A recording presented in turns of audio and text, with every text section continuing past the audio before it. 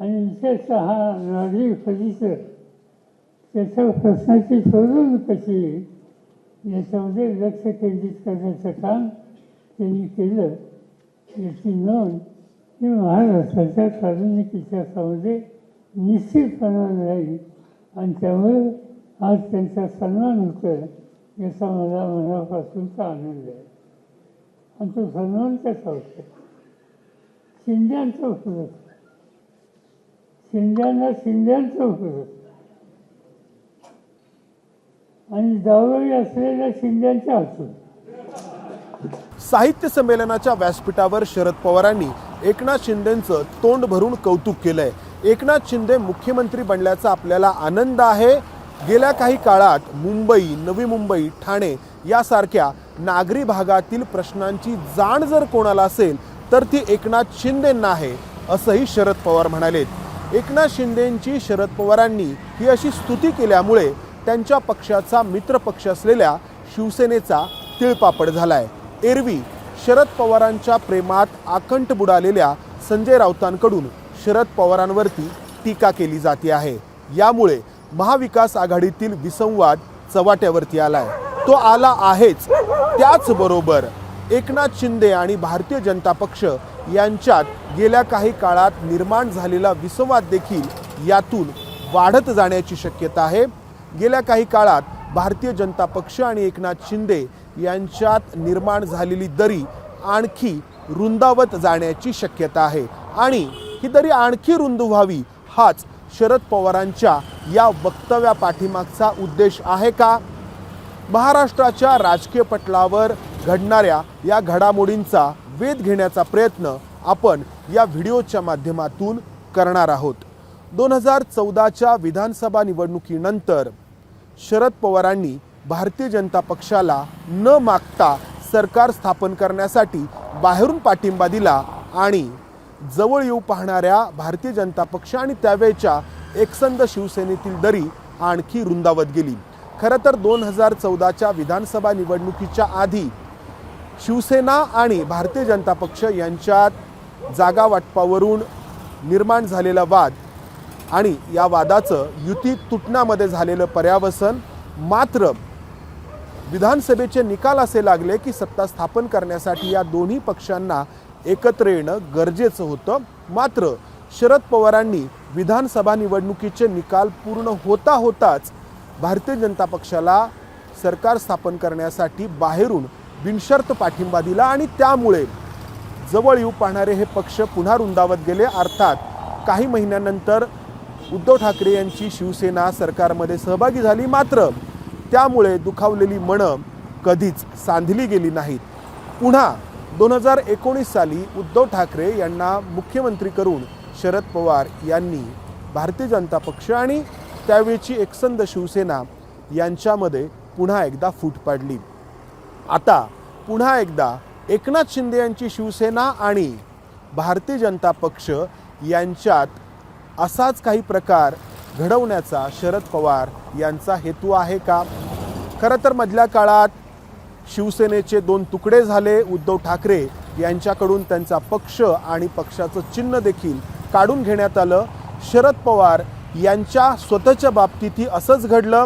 राष्ट्रवादी काँग्रेसचे 2 भाग झाले आणि शरद पवार यांच्याकडून देखील त्यांचा पक्ष, त्यांच्या पक्षाचं चिन्ह हे काढून घेण्यात आलं आणि त्यानंतर झालेल्या विधानसभा निवडणुकीमध्ये महाविकास आघाडीची झालेली वाताहत सगळ्यांनी पाहिली. महायुती मोठ्या बहुमताने सत्तारूढ झाली. मात्र सत्तेत आल्यानंतर या तिन्ही पक्षांमध्ये भारतीय जनता पक्ष, अजित पवार यांची राष्ट्रवादी आणि एकनाथ शिंदे यांची शिवसेना यांच्यात सगळं काही आलबेल नाही हे सगळे जाणतो आणि चाणाक्ष असलेल्या शरद पवारांच्या नजरेतून हे सुटणं अशक्य आणि हा बेबनाव आणखी वाढत जावा हा शरद पवारांचा या वक्तव्या पाठीमागचा उद्देश आहे का? खरं तर राजकारणात आपल्या विरोधकांना वेगळं करणं किंवा विरोधकांमध्ये फूट पाडणं हे हुशारीचं लक्षण मानलं जातं आणि शरद पवार हे सातत्याने करत आलेले आहेत.